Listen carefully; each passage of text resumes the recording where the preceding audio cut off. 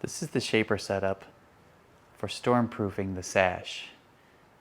We have a support rail set up on the outrigger table, and we have a long extension on the infeed and the outfeed. So here's the support rail. And the support rail is mounted on the outrigger table. It's made out of an aluminum extrusion, and it's held in place by two festool clamps. This can move this way depending on the size of the window. Here's the outfeed table for extra support. The infeed table. Here we have the special fence. Mine happens to be a piece of white oak. It's got a 1mm cut in it.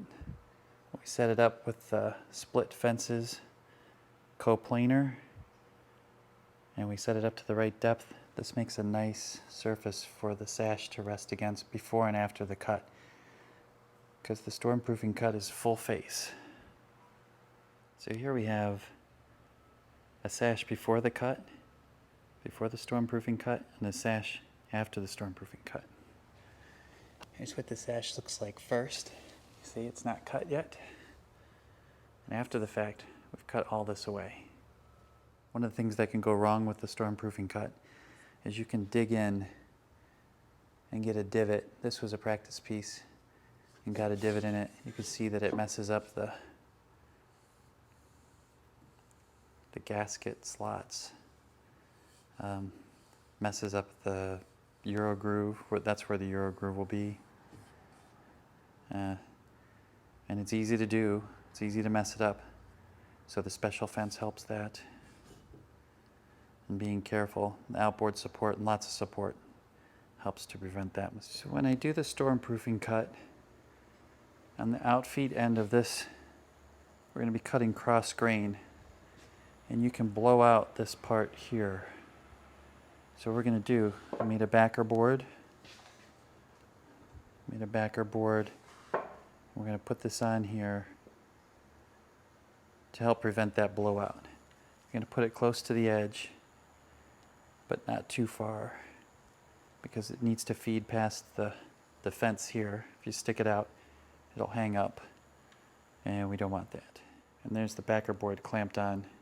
I'm going to use it here, and I'm going to use it on the other corner.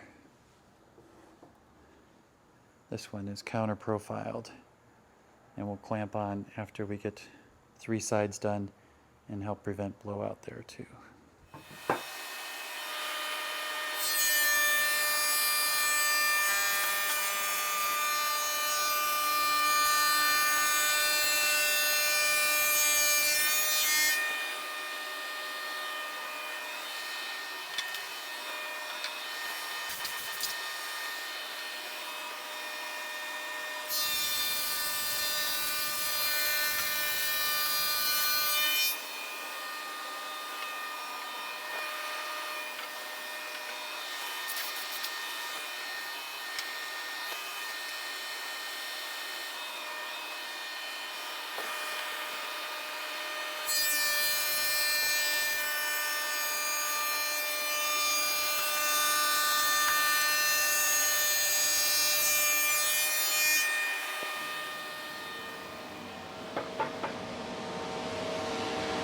And here's where I'm going to use the counter profiled backer block.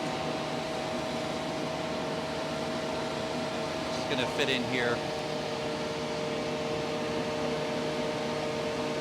to prevent blowout on the very last cut.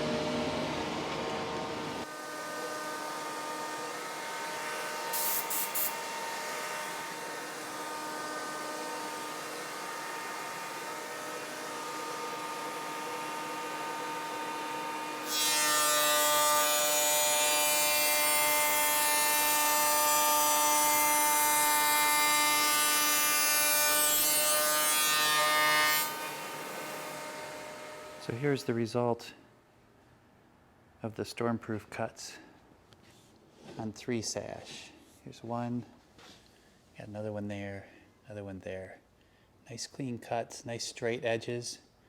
It's important also to keep the edges straight because when I cut the Euro groove, the registration for the Euro groove is the edge of this.